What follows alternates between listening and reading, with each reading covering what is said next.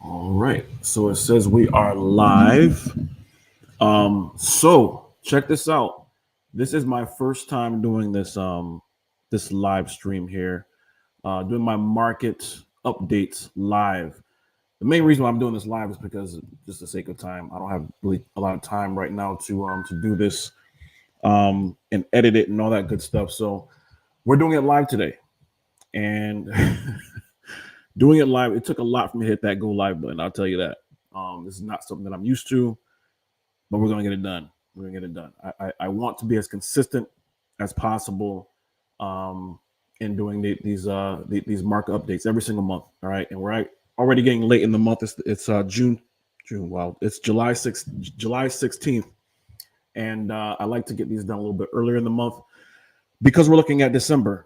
Obviously, the stats are not in yet for January, and so we're looking at December. We have a full month, so we're going to be comparing the month of December with the month of December 2022 to the month of December 2021. That's what we're looking at today. All right. So what is going on in the real estate market? So I will say this: if anyone comments, because I've just kind of breezed through this, like how this is going to work and all that. And it looks like I am not going to be able to see the comments while I'm going through my little screen share or whatever. So I'll come back to that. If anyone does have any questions or whatever, I'll eventually see it. But as of right now, that's just the way that this platform works. So let's get into this. Let me share my screen, and I will go over here so I can actually see it. So I don't know what you guys can actually see right now. If I do decide to do this going forward and do it live and so on and so forth, then I'll obviously go back and see this one, so I'll actually know what you can see, what you can't see, and all that good stuff, and I'll be able to tweak it. That's basically what I'm saying. So if you're familiar with my market updates, you already know basically what to expect here. We are on InfoSparks. Again, I don't know if you can see my cursor, but where it says entire MLS over here, that is the state of Connecticut.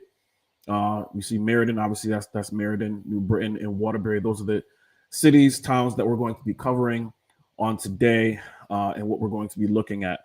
So we are looking at single-family homes, condos, manufactured homes, all amounts of bedrooms. I didn't, differentiate between I only want to see one or two bedrooms or whatever. All amounts of bathrooms, all sizes, and so on and so forth. And again, that's in these particular cities and towns. All right, so we're going to start out by looking at sales prices. What is going on with sales prices? All right, so the median sales price for these towns have gone up again in December. And by the way, I hear the fan on my MacBook going crazy. It's loud. I hope that you can't hear it. I was hoping that once I start, it would actually stop the fan once I start live streaming, but that didn't happen. I hope that's not too distracting. But if it is, again, this is my first time live streaming like this. So we'll see what we can do with that in the future. Anyway, so entire MLS. We see here, so the state of Connecticut, the median sales price in the state of Connecticut is just under $340,000. Meriden is just over $232,000. New Britain is 215,000, and Waterbury is 205. All right, and this is an increase. All right, so December of 2022 compared to December of 2021, state of Connecticut, the prices have gone up 7.8%. And Meriden is up 5.6%. New Britain 13.2%, and Waterbury is up 12.6%. And that is year over year. So, but now let's look to see what they have been doing since November, right? Because I like to also compare November to December, or 1 month to the next month. All right. So we see here that the prices have gone up. So the state of Connecticut, it was at $336,000. And again, as you can see over here on the right, it's now like I said, just under 340. Meriden was 230. Waterbury was 12. It was 212, just under 213, $213,000, and Waterbury was $200,000. All right. So the prices in all these areas are continuing to increase. They are continuing to increase despite the spike in interest rates and all that. These prices have continued to increase. All right. Um, so that's that. I mean, I do believe that the prices will start to dip soon. I have been saying that for a couple of months, but I do believe that the prices will start to dip because of the interest rates. All right, and other factors as well. But again, market crash. I don't want to keep beating this, into the ground. But a market crash, I don't see a market crash coming anytime soon. I just don't see it. There's no reason to believe that the market is going to crash, even though the prices have skyrocketed. There's nothing that would really push the prices down like drastically. All right. I do believe that it will dip, but nothing crazy. Okay, so the prices have continued to go up. Let's look at the homes for sale. All right. So we're looking at homes for sale in December. These are the amount of properties that sold in the month of December in the state of Connecticut, the city of Meriden, New Britain, and Waterbury right here. So there are less properties selling. Just in the state of Connecticut, there was 27.1% properties that 27.1% less properties that sold in December of 2022 as it compares to 2021. All right, and so on and so forth. Meriden is down 17.6%. New Britain is down 20.8%, and Waterbury is down 12.1% in prices, or I'm sorry, in the amount of homes sold. And I'm sorry, you know what? Jeez, these are properties for sale, not sold. We're gonna look at closed sales. All right, so these are actually homes that were currently for sale in December. So the amount of properties has decreased. All right, and because of that, we'll look at the closed sales. Because there was less inventory on the market, there were less closings. That's what we're actually looking at right now, is the amount of closings. All right, so these are the amount of properties that actually sold. All right, and they're all down. They're all down because there were less homes for sale. All right, so there's less homes for sale. There's going to be less closings. That's only natural. All right, but the prices are still up. So the typical supply and demand thing, right? You have less product to sell, and you still have a lot of people that want to buy. You're going to have price increases. Supply and demand. That's just what happens. All right. Thank you. I just went back to the comments here just so I can see what's going over here. Patty, I really appreciate that. All right, definitely appreciate that. All right. So let's go back over here. All right, so let's look at days on market. Days on market. All right, so the amount of days on market just basically measures how long a property is on the market before it actually leads to a contract that leads to a closing. All right, and so in the state of Connecticut, there is that number was 16. Meriden was 13. New Britain was 12, and Waterbury was 16. All right, so days on market.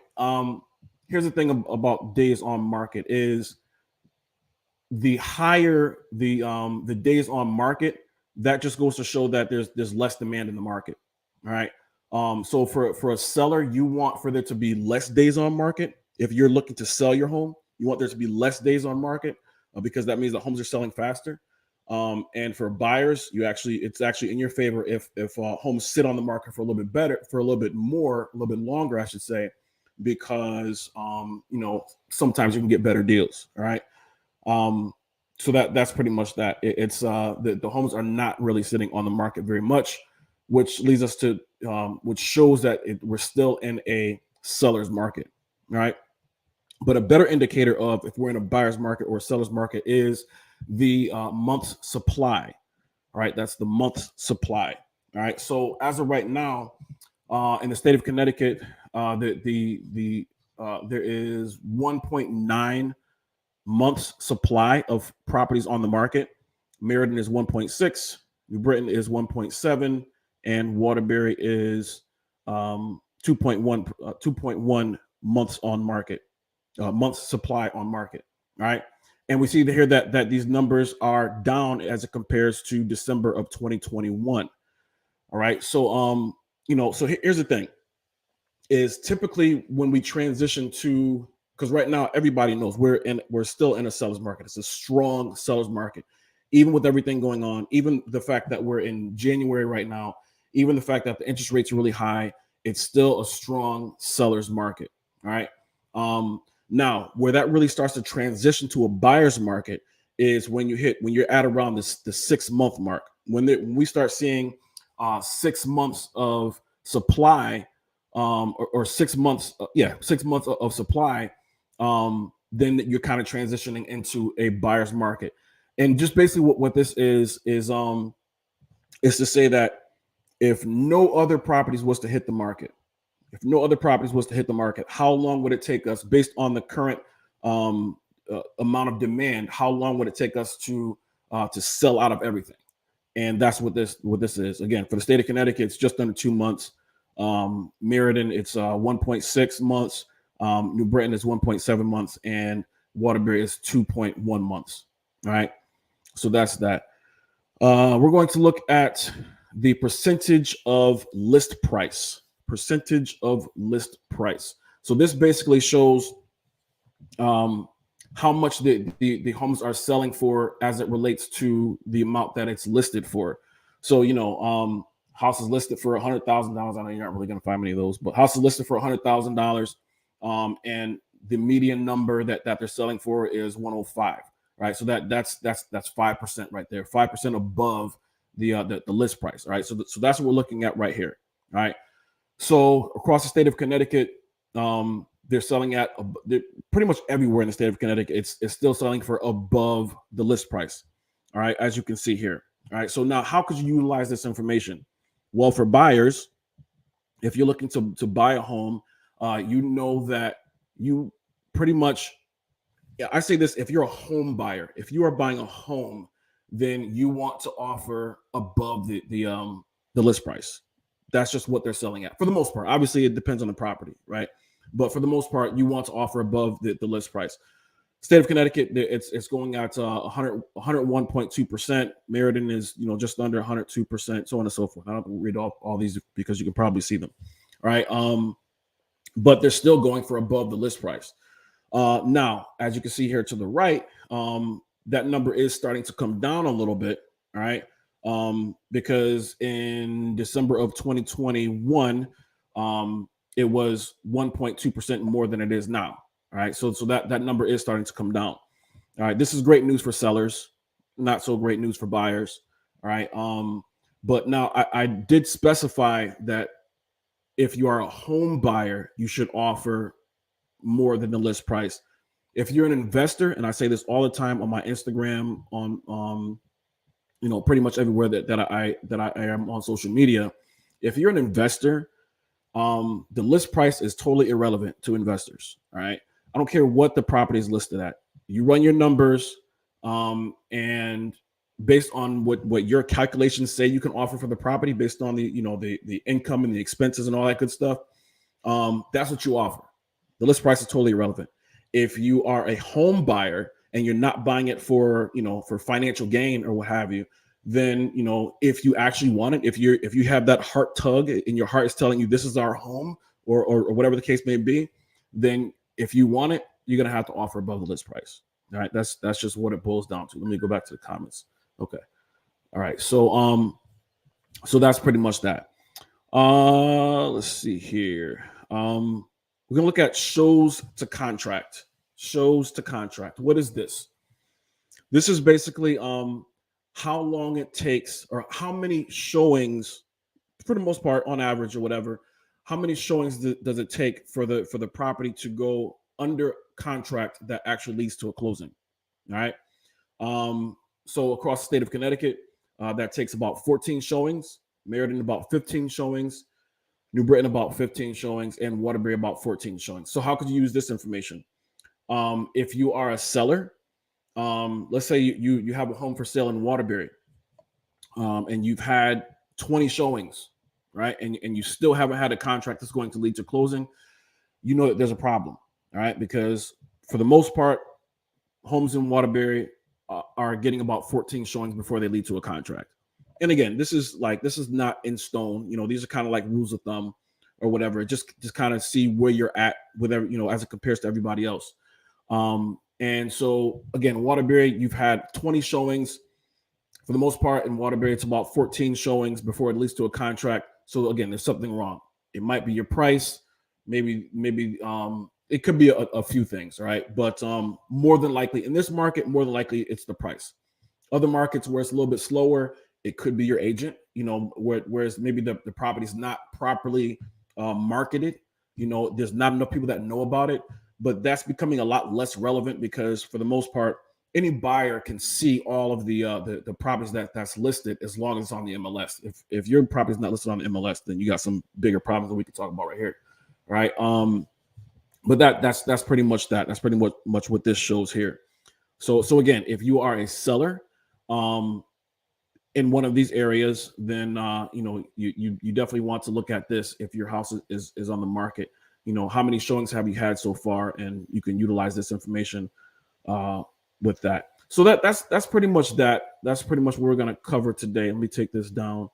So yeah, if you have, you know, any questions or whatever, you know, about your particular house, you know, you can always shoot me an email on my website.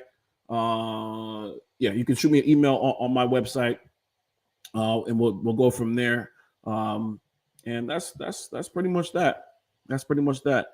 The nerves are still there. Like I said, I'm not used to doing these live streams. I'm not used to doing these live streams. I usually do these, but I'll edit it after I'm finished with it, and then I'll post it. But like I said, the time gets away from me. So this actually is more efficient for me to do the videos this way. Can't promise I'll do them like this all the time, but yeah, it's definitely more efficient. So that's all I got for you guys for today. If you have any questions, like I said, shoot me you know, either put in the comments or whatever, or shoot me an email on my website. As always, thank you for your time and make it a great day.